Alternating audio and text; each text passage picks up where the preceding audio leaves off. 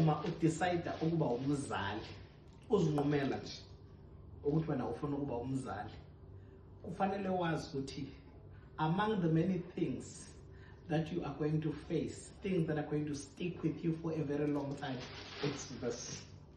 The name of this is known by those that are parents.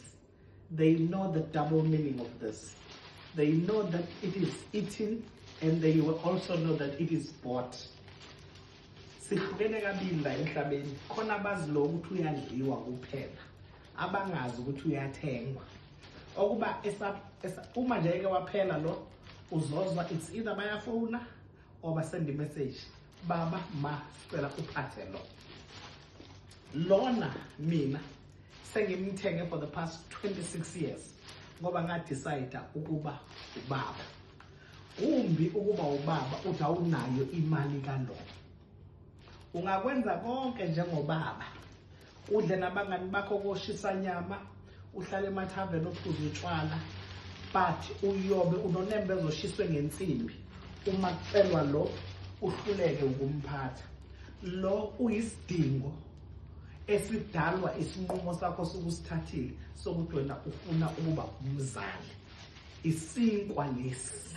Izingane zisifuna zize zibe amadoda noma zize zibe independent noma zize zibe osisi zifunana nesinkwa. So uma ngabe unqumo ukuba ubaba, you must know that one of the things that you must struggle with, one of the things that you must contend with, into okufanele ikuwarishe uma ungakwazi ukuyiprovide, it's this one. Forget about istyle samajita samabrass ekhulile.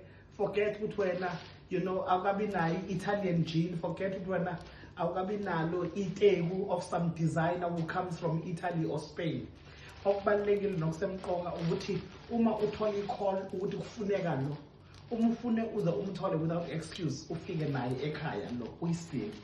But into futhi engiyaziyo ngalo uyadlula nje ekubeni isinkwa, ama-slices adliwayo afakwe eswini. Lo symbolically urepresenta i-source of survival.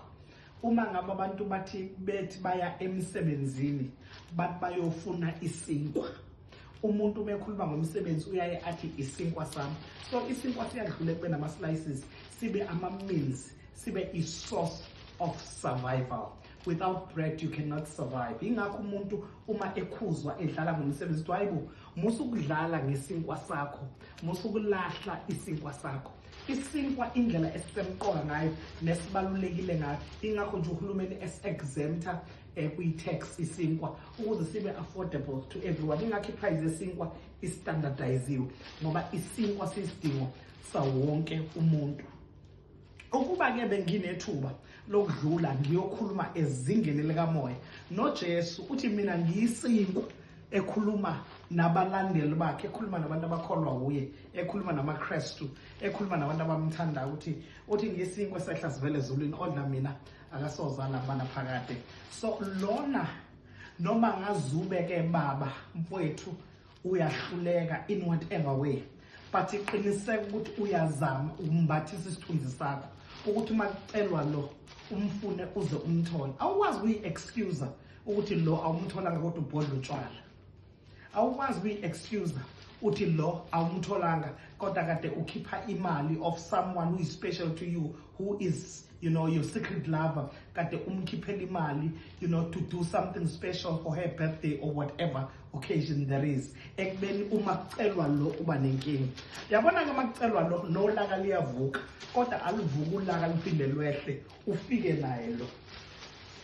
Igama lakho liba lihle ekhaya uma uphethe lo.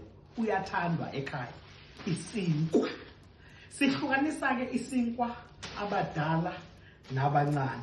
Nami ngake ngasicela some years ago between 1970 and 1996. Ngasicela nami isinkwa ngasicela. Ngo-1996 ubaba wanqamuka wathi mntanami ngiyanqamuka in 1996 ukukuthengela isinkwa. Sewuzozifunela wena isinkwa ukuze uqale ukupractice ukusifunela abantwana bakho. So ke ngiyafuna ukusho ukuthi uma ngabe sithi sizoqala imindeni, soqala amakhaya, sokhulisa abantwana, kufanele sazi ukuthi lo uyingxenye yohambo lokuba umzali.